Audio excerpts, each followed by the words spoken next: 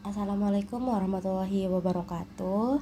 Saya perwakilan dari kelompok 4 atas nama Gita Nadira Ananta B1D022235 akan memperkenalkan teman-teman kelompok saya yang lain atas nama Fitra Ramdhani B1D022233, Gianda Saputra B1D022234, Gufron Anwar B1D022236, Halikul Aminuddin B1D022238, Hardiansah B1D022239, dan Hendri Juni Saputra B1D022240.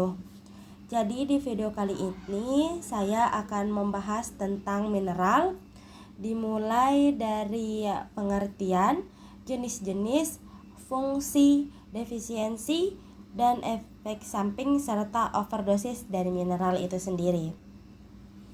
Yang pertama, pengertian. Menurut KBBI atau Kamus Besar Bahasa Indonesia, mineral adalah zat organik yang dalam jumlah tertentu diperlukan oleh tubuh untuk proses metabolisme yang diperoleh melalui makanan sehari-hari. Yang kedua, menurut buku mineral, fungsi dan metabolisme.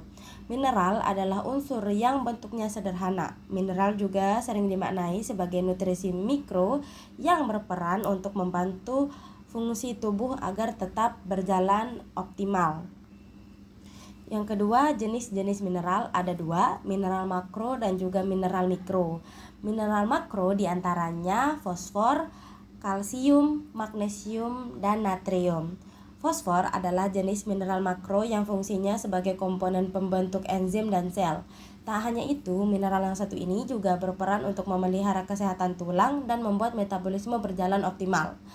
Makanan yang tinggi fosfor antara lain daging ayam, ikan, dan sapi. Yang kedua, kalsium. Mineral yang satu ini berperan dalam kepadatan tulang, pembentukan darah saat ada luka, mengaktifkan enzim penting hingga mencegah penyakit eklamsia. Sumber kalsium yang mudah ditemukan antara lain susu, yogurt, keju, dan makanan laut. Selanjutnya, magnesium. Magnesium adalah mineral makro yang berperan penting untuk mengatur tekanan darah, gula darah, hingga kontraksi otot. Mineral ini juga berguna untuk menghasilkan sinyal pada saraf, mengaktifkan enzim, dan menjaga keseimbangan elektrolit. Magnesium bisa diperoleh dengan cara mengkonsumsi makanan seperti sayuran hijau, alpukat, kacang-kacangan, dan coklat hitam. Selanjutnya, natrium. Mineral lain yang termasuk dalam kelompok makro mineral adalah natrium. Mineral ini diketahui bisa menjaga keseimbangan kadar air dalam tubuh. Walaupun demikian, konsumsi natrium juga tidak boleh berlebihan. Pasalnya, mineral yang satu ini bisa memicu penyakit hipertensi atau darah tinggi. Selanjutnya, mineral mikro. Terdiri dari yodium, mangan, selenium, dan kromium.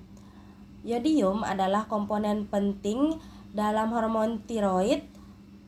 Fungsi mineral ini yaitu untuk mengatur proses metabolisme secara keseluruhan. Mineral mikro ini bisa ditemukan pada makanan laut seperti ikan, rumput laut, hingga udang. Selanjutnya, mangan.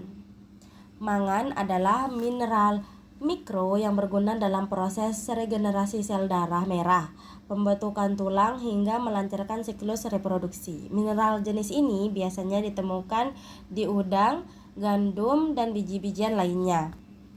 Selanjutnya, selenium. Sama seperti yodium, mineral selenium juga berguna dalam proses metabolisme hormon tiroid. Selain itu, mineral ini juga berperan dalam proses pembentukan DNA dan mencegah kerusakan sel. Selenium biasanya ditemukan pada daging ayam, ikan, telur ikan, kacang-kacangan, biji-bijian, dan jamur. Selanjutnya, kromium. Mineral ini dibutuhkan untuk menjaga dan mengatur glukosa dalam darah. Selain itu, kromium juga berperan untuk mengaktifkan hormon insulin dan mengoptimalkan metabolisme. Banyak dijumpai dalam daging, sayuran, dan olahan susu. Asupan kromium yang cukup bisa membantu proses metabolisme karbohidrat, protein, dan lemak dalam tubuh. Selanjutnya adalah fungsi mineral. Masing-masing mineral memiliki fungsi yang berbeda bagi tubuh, termasuk menjaga kesehatan tulang, jantung, otot, dan otak agar dapat bekerja sesuai fungsi normalnya. Fungsi mineral bagi tubuh lainnya yaitu membantu memproduksi enzim dan hormon. Selanjutnya, defisiensi mineral. Mineral dibutuhkan tubuh untuk menunjang pertumbuhan dan perkembangan serta fungsi yang optimal. Kekurangan nutrisi bisa mengganggu fungsi serta kerja tubuh tersebut, termasuk keseimbangan elektrolit, sistem saraf, pencernaan hingga metabolisme. Defisiensi mineral dapat mengarah pada berbagai penyakit, misalnya jika kekurangan vitamin D bisa menyebabkan osteoporosis, sedangkan jika kekurangan zat besi dapat menyebabkan anemia. Selanjutnya, efek samping dan overdosis mineral. Selama konsumsi mineral bersumber makanan sehari-hari, umumnya overdosis dan efek samping tidak akan muncul. Tetapi konsumsi mineral dalam bentuk suplemen bisa menimbulkan risiko overdosis, keracunan, serta reaksi alergi. Reaksi negatif dari tanda overdosis ini akan berbeda-beda tergantung dari mineral yang dikonsumsi. Sekian dari saya, terima kasih. Wassalamualaikum warahmatullahi wabarakatuh.